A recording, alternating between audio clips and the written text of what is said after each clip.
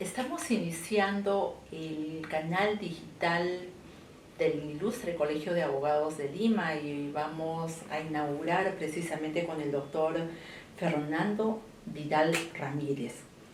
Él es paz decano del Ilustre Colegio de Abogados, miembro de la comisión redactora del Código Civil.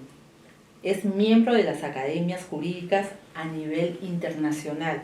Y no solamente eso, también les comento, precisamente antes de la entrevista hemos estado coordinando o conversando de su biografía con el doctor Vidal, y él tiene un libro, El Acto Jurídico, en la 8ª edición, pero precisamente me va a corregir. Doctor, bienvenido. Bueno, sí, El Acto Jurídico, afortunadamente, ha sido un libro que ha tenido muy buena recepción de parte de los estudiantes. Y yo diría que cuando voy a dictar una clase o una charla a alguna facultad de Derecho, me siento contento y satisfecho de ver la acogida que ha tenido mi libro. El estudio del acto jurídico es un asunto muy difícil, tanto de enseñarlo como de aprenderlo, porque es un estudio conceptual, abstracto, pero el acto jurídico es la base que debe tener un abogado para poder ejercer la profesión. Entonces es bien cierto lo que dicen, que con este libro se han formado muchos juristas. Sí, claro, la primera edición apareció en 1985, poco después de la promulgación del Código Civil, y el gran maestro en eso ha sido el doctor José León Barandiarán, que ha sido mi maestro. Y en su haber, doctor, ¿cuántos libros tiene usted? Bueno, yo tengo algunos libros más. Cuando yo fui miembro del directorio de la Bolsa de Valores, al terminar mi periodo, escribí un libro que se llama La Bolsa de Valores, un ensayo de derecho bursátil. Y después he escrito otros libros, como por ejemplo Manual Introductorio al Derecho Civil Peruano. En fin, tengo bastantes cosas escritas, y sobre todo que participo como colaborador en muchas revistas, fundamentalmente en Gaceta Jurídica, que saca varias revistas, y también en una revista del extranjero cuando me piden una colaboración. Hace un momento estábamos conversando precisamente y usted me decía que también ha sido docente de su casa de estudios, que es la Universidad San Marcos, la Católica. Sí. Una de mis vocaciones, bueno, yo diría que yo siempre tuve una vocación por el derecho y quise ser abogado, y a veces de broma entre mis amigos o familiares digo que si volvieran a ser, volvería a escoger ser abogado. Pero paralelamente a mi vocación por la abogacía, he tenido mi vocación docente. Y yo tenía mis primos y primas con los que jugábamos hace muchos años ya, pero jugábamos al colegio. Entonces siempre me decía a mí que yo fuera el profesor, ¿no? Entonces, desde entonces yo he tenido esa vocación docente y me he llevado hasta ser profesor universitario, tanto en la Universidad de San Marcos, en la que yo me formé, en la Universidad Católica, en la Universidad de Lima, incluyo a la Universidad Femenina del Sagrado Corazón, y después he sido profesor visitante en la Universidad de Piura, aparte de las invitaciones que he recibido con bastante frecuencia para dictar conferencias o participar en seminarios sobre derecho en diversas facultades. Sí, y hablando de la UNIFE, que es una universidad de mujeres, sí, y comparamos con las otras universidades, ¿cómo es que asimilan las clases en este sentido? Por ejemplo, en Derecho, usted ve a las estudiantes universitarias, mujeres mucho más comprometidas que No, chicos. Mire, hoy en día no hay diferencia entre un estudiante varón y un estudiante mujer. Las mujeres han asumido un rol y lo han asumido bien. O sea, tratan ellas de ser una profesional como debe ser, con una buena formación jurídica, independientemente de que puedan ser madres de familia y conductoras de un hogar. Y que en los últimos años, precisamente, la mujer está ocupando lugares muy importantes que antes era imposible, y eso usted lo sabe, ¿no? Claro. No solamente ahora como profesional, inclusive también para estudiar una carrera. Claro, ¿no? Claro que sí. La mujer ha evolucionado positivamente, ¿no? Y está presente en todo, ¿no? En los arbitrajes, en el Poder Judicial, en el ejercicio de la profesión de abogado, en la docencia, Yo recuerdo haber tenido varias profesoras, como el caso de la doctora Dunbar Temple, que era una gran historiadora en San Marcos, Y cuando yo estuve en letras, pues nos dictaba un curso de historia de las instituciones del Perú, ¿no? De las instituciones, ¿no? Bueno, aparte de los profesores sanmarquinos, muchos de gran antigüedad, ya de los viejos profesores, como el caso de Raúl Porra Barrenechea. Y en Derecho también el caso de José León Barandiarán, que ha sido mi maestro y a quien yo guardo una gratitud enorme, el doctor Jorge Quino Castañeda, y otros más, porque sería muy largo estar enumerando. ¿Y alguna anécdota que usted recuerde de esos grandes maestros? Bueno, sí, claro. Y usted como alumno. Sí, claro. Con el doctor León Barandiarán tengo varias anécdotas, ¿no? Por ejemplo, cuando él ya estaba delicado de salud, yo iba a verlo, su esposa me dejaba ir al dormitorio a conversar con él, y para poder conversar, tener una conversación amena con el doctor León Barandiarán, yo leía un libro autobiográfico de Jorge Basadre, de los años 20, en que los dos estuvieron en San Marcos. Y Basadre, en un libro autobiográfico, contaba anécdotas de aquellos años, los estudiantes. Entonces yo me leía y se lo contaba después al doctor León Barandiarán. Y me pasó una vez que hablaban, Basadre contaba de un profesor a quien le habían puesto como sobrenombre el burro, ya, porque seguramente no era muy claro en sus exposiciones. Un buen día el profesor se enteró del apelativo que le habían puesto y los invitó a su casa. Yeah. Claro, otra época, no eran menos. Y entonces les enseñó su biblioteca, los convenció de que no era ningún burro. Bueno, pero aquí viene la anécdota. Cuando yo le conté al doctor León Barandiarán, tenía yo la suficiente prudencia de no decirle el apodo que le habían puesto a los alumnos, ¿no? Sino el nombre. Y entonces el doctor se incorporó en su cama y me dijo, pero sí, se fue mi tutor. Cuando mi padre era lapallecano, el doctor León Barandiarán, me mandó a Lima, me puso como tutora al doctor que no prefiero no mencionar su nombre en este momento. O sea, yo me felicité de la prudencia que tuve de no empezar contándole la anécdota del burro. ¿Ah? Sí. Cosas que siempre suele suceder cuando uno está en la universidad, ¿no? Sí, pues.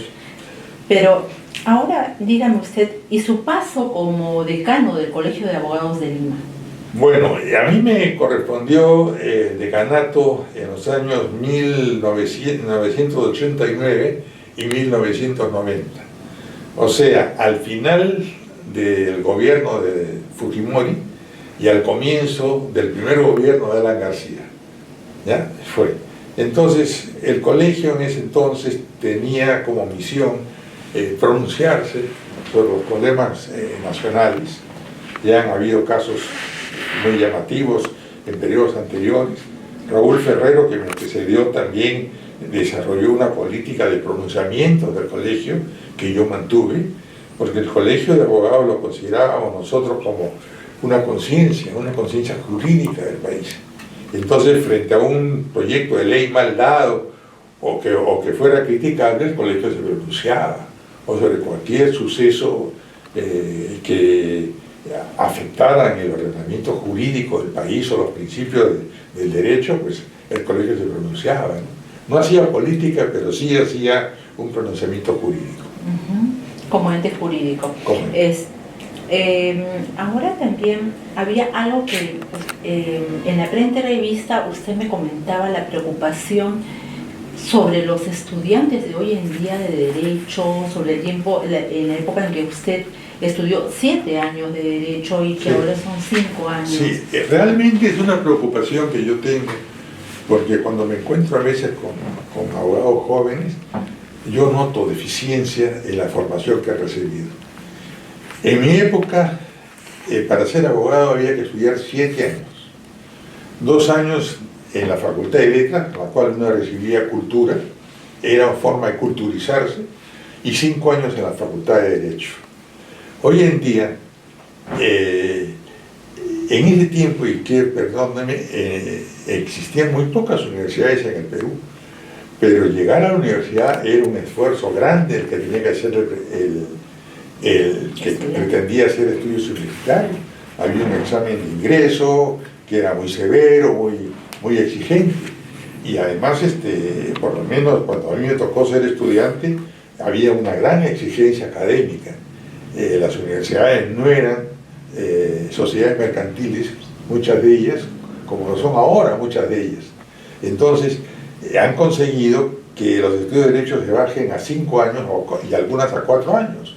Y el problema está en que mientras los estudiantes de mi época nos teníamos que enfrentar a un jurado para obtener el bachillerato y teníamos que presentar una tesis y defender la tesis frente al jurado. Y posteriormente, cuando queríamos recibir el título de abogado, también teníamos que enfrentarnos a un jurado, que igual que en el anterior se conformaba por los profesores principales de la facultad. Y en ese caso uno tenía que escoger un expediente civil o un expediente penal y exponerlo y criticarlo. Y entonces, por ejemplo, a mí me tocó como presidente de mi jurado para ser abogado al doctor Domingo García Rada, que había sido magistrado, uno de los magistrados más limpios y de mayor prestigio que hemos tenido en el Perú, y él había presidido la Sala Suprema que había resuelto el proceso judicial que yo había escogido para exponerlo. Y me pedía y me preguntaba, porque él había, como magistrado, había conocido el proceso y lo había resuelto. Hoy en día, el estudiante que termina la secundaria y quiere seguir estudios universitarios, simplemente busca una universidad en la cual matricularse, y si va a querer entrar a la Facultad de Derecho con la matrícula, tiene ya el bachillerato. Ya no hay la tesis que existía en otros tiempos, ni la exigencia académica que existía también, ¿no? Yo no sé cómo serán los exámenes para obtener el título profesional de abogado, pero la verdad de las cosas es que se ha descuidado mucho a la profesión de abogado, y creo que en general a las profesiones liberales. Hablando sobre eso, entonces, ¿usted qué considera que debería de retomarse, ¿no? Comparando en la época de usted estudió la carrera, como lo dijo, que duraba 7 años, con lo de ahora, ¿qué es lo que no debería dejarse de lado, debería de mantenerse, ¿no? Bueno, yo creo que en primer lugar debe realizarse el examen de ingreso. El examen de ingreso, si bien era para alcanzar las vacantes que entonces se producían, pero hay tantas universidades hoy en día que de todas maneras tiene que haber un examen para demostrar que el estudiante es idóneo para la carrera que ha escogido. Eso, y si realmente tiene la vocación para ser médico, ser abogado, o lo que él haya escogido ser. Eso es lo que tiene que haber. Y hace algunos años, ya no muchos, pero hace unos años, se creó una supervisora de universidades que otorgaba las licencias a las universidades que estaban funcionando si es que cumplían requisitos mínimos, y si no los cumplían no le daban la licencia para seguir actuando como universidad. Lamentablemente el Congreso de la República, el actual Congreso, le ha quitado esas facultades a la SUNEDO. SUNEDO se llamaba el organismo ese, y entonces hoy en día no hay ningún control sobre las universidades si realmente están cumpliendo un rol formativo de la juventud y si realmente tienen profesores idóneos especializados en las materias que deben dictar. Regresando al Congreso, ¿cómo ve usted el Congreso de hoy en día? Con pena. Yo creo que tenemos el peor Congreso de la historia del Perú. La estamos viendo. Yo reviso, como es natural, como si fuera mi desayuno el peruano. Las leyes que salen son solamente leyes declarativas. No hay nada positivo en la legislación que va dictando este Congreso, salvo casos muy diría yo, muy especiales, pero no legislan, y estamos viendo el mal ejemplo que le dan al ciudadano con el recorte de los sueldos del personal que ellos han llevado al Congreso, las malas costumbres que se han impuesto, y también pues la corrupción que ha llevado al Congreso en muchos casos, ¿no? Usted sabe que para ser congresista los requisitos son bastante básicos, sí, ¿no? Sí. Dentro de ellos es ser peruano, ser mayor de edad, no hay un filtro donde pidan pues de que los congresistas tengan que... Sí, pero hay un problema ahí. Dígame. Yo creo que el congresista no debería tener antecedentes penales ni policiales, no debería tenerlo. el Congreso está conformado por los llamados padres de la patria. Entonces son los primeros en tener una conducta intachable, deben tenerla. Eso es lo que yo, francamente, como ciudadano, no lo puedo aceptar. Pero no existe ese filtro, doctor. No existe, porque ese filtro lo debería dar el Jurado Nacional de Elecciones, revisando la hoja de vida de los candidatos y también los mismos ciudadanos tachando al candidato que tenga pues antecedentes penales o familiares en el mal sentido de la familia, no haber acudido a sus hijos con los alimentos, con la educación que requiere, que se debe dar a los hijos, etcétera, ¿no? Claro, porque en ese sentido hay muchos legisladores que han sido denunciados precisamente porque por alimentos, ¿no? Inclusive hay algunos que han sido denunciados porque ni siquiera han firmado a sus hijos. En la actualidad realmente yo creo que el país está viviendo un momento crítico que todavía no sale de él. ¿Podríamos decir que la política está en UCI, doctor? Yo creo que la política está en crisis. Yo creo que está. Porque uno debe elegir a los mejores, a los que realmente uno le guarda admiración a la persona, por su trayectoria, por su formación, por su comportamiento, su conducta pública. Eso es lo que debe llevarnos a sufragar por un candidato. Pero hay algo cierto que usted ha dicho, disculpe que lo interrumpa, que es la obligación del ciudadano. Pero lo que sucede acá en nuestro país es que el ciudadano no está educado para votar. Entonces, ¿qué se podría hacer? Porque sí, o sea, el que tengamos los congresistas que tenemos en el Congreso... Es consecuencia de la ciudad. Exactamente. Entonces, ¿qué es lo que se deberíamos hacer? Nuestro país, lamentablemente, tiene muchos desniveles culturales. Los tiene. No estamos educados. Lo que hace que este sea un país con un territorio más accidentado, con una cordillera que lo cruza y una selva que todavía no ha sido debidamente incorporada a la vida civilizada, pues produce eso, ¿no? Hemos visto en los últimos años, cuando ya la gente del campo o de la selva se vuelca a Lima o a las demás ciudades, que son los electores en este momento, ¿no? Hay un libro creo que es Marx Matos del Desborde Popular. Ah, sí, Crisis del Estado de José Matos Mar. Ese libro yo lo leí hace ya bastantes años y me causó una gran preocupación, ¿no? Era un libro escrito poco después de haberse concluido el proceso de reforma agraria que hizo el gobierno militar, donde había una gran emigración de las provincias a las ciudades, ¿no? Del campo a la ciudad. Y él previó esto, previó el libro de una lucidez extraordinaria realmente. Entonces, en ese caso, ¿qué es lo que tenemos a la mano, ¿no? Se vienen unas próximas elecciones acá en el 2016, claro. Que no es mucho, pero sí. ¿Qué se podría hacer para mejorar que los ciudadanos empiecen a ser responsables en la votación? De campañas sostenidas. Es una pena, por ejemplo, enterarse por los medios de comunicación que un gran sector del profesorado ha adulterado títulos o los ha falsificado. Sí, así es.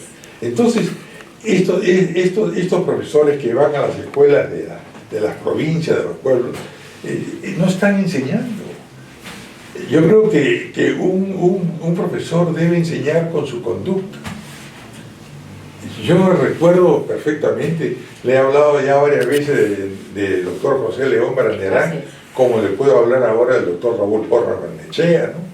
Eran profesores excelsos, el mismo Porfirio Castañeda, mi promoción sanmarquina lleva su nombre, ¿no?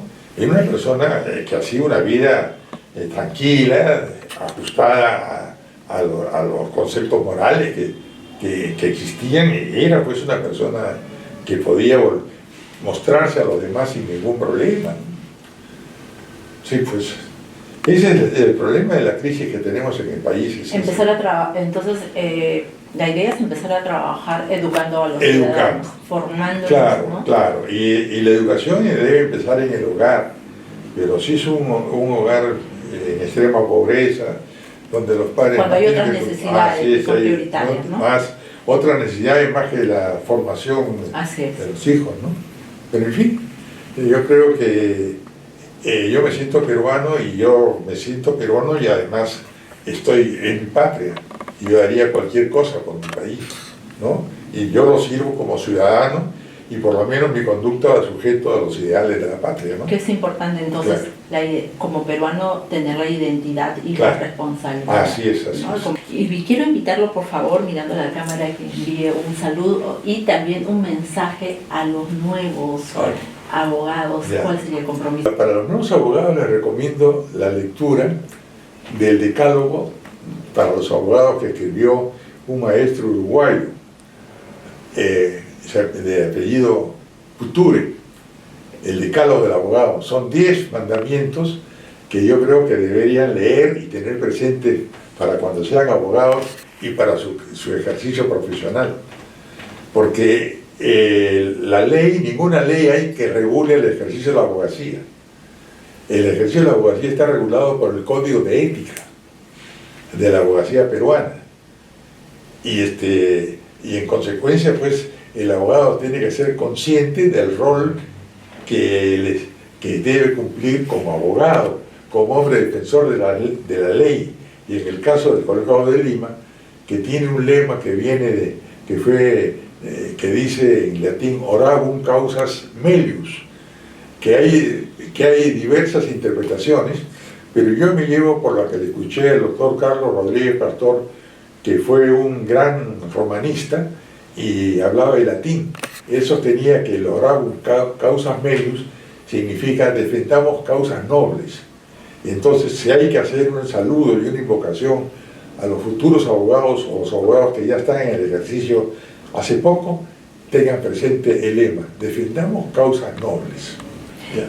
Hemos tenido esta primera entrevista abriendo precisamente el canal digital, el canal de los abogados del Ilustre Colegio de Abogados de Lima, con el doctor Vidal Ramírez. Volvemos con otra entrevista.